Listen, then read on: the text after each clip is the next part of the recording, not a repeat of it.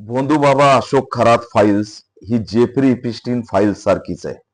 अमेरिकेमध्ये Jeffrey Epstein file गाजली आणि महाराष्ट्रात अशोक खरात फाईल गाजते. या अशोक खरात फाईल्स मध्ये मोठे बडे मासे आहेत. मंत्री आहेत, आमदार आहेत, खासदार आहेत, लोकप्रतिनिधी आहेत, अभिनेता अभिनेत्री आहेत. त्याच्यामुळे अशोक खरात फाईल ही अफाट मोठी आहे आणि या फाईलचा खूप छोटा हिस्सा अशोक खरात आहे. या अशोक खरातची जर कसून चौकशी केली तर देशाला हादरून टाकणारी माहिती बाहेर आल्याशिवाय राहणार नाही. म्हणून राज्य सरकारमधलेच काही मंत्री या अशोक खरातच्या फाईल्सचा भाग आहेत आणि राज्य सरकारनेच तपास यंत्रणा एसआयटी नेमलेली. त्यामुळे या एसआयटीच्या माध्यमातून किती पारदर्शक तपास होईल याची शंका निर्माण होते. शेवटी महाराष्ट्राचा इतिहास ह्या अशा घटनांमध्ये नवीन नाही. 2003 ला स्टॅम्प घोटाळा गाजला होता आणि त्याच्यात अब्दुल करीम तेलगी याचा जो संशयास्पद मृत्यू आहे तो आजही चर्चेचा विषय आहे.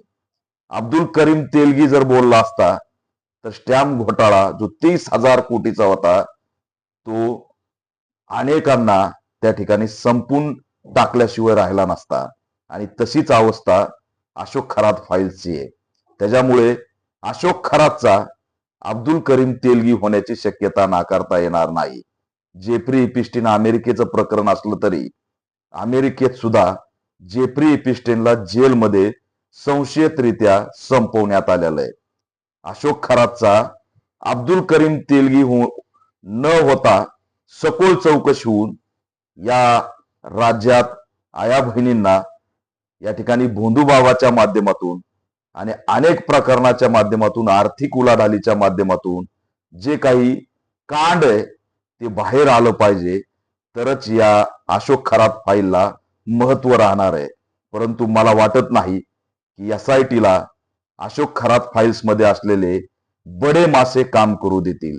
म्हणून केंद्र सरकारला आमची मागणी आहे की केंद्रीय तपास यंत्रणेने सीबीआय मार्फत अशोक खरात फाईल्सची सखोल चौकशी केली पाहिजे. अन्यथा या ठिकाणी अशोक खरातचा सुद्धा येणाऱ्या काळात संशयास्पद काही घडलं तर ते नाकारता येत नाही. जे 2003 ला घडलं ते यावेळेस घडू शकतं अशी सुद्धा शक्यता आहे. त्याच्यामुळे सीबीआय केंद्रीय तपास यंत्रणांनी सुद्धा याच्यामध्ये लक्ष घातलं पाहिजे आणि या अशोक खरात फाईल्सचं वास्तव बाहेर आलंच पाहिजे अशी ऑल इंडिया पॅन्थर सेनेची मागणी आहे.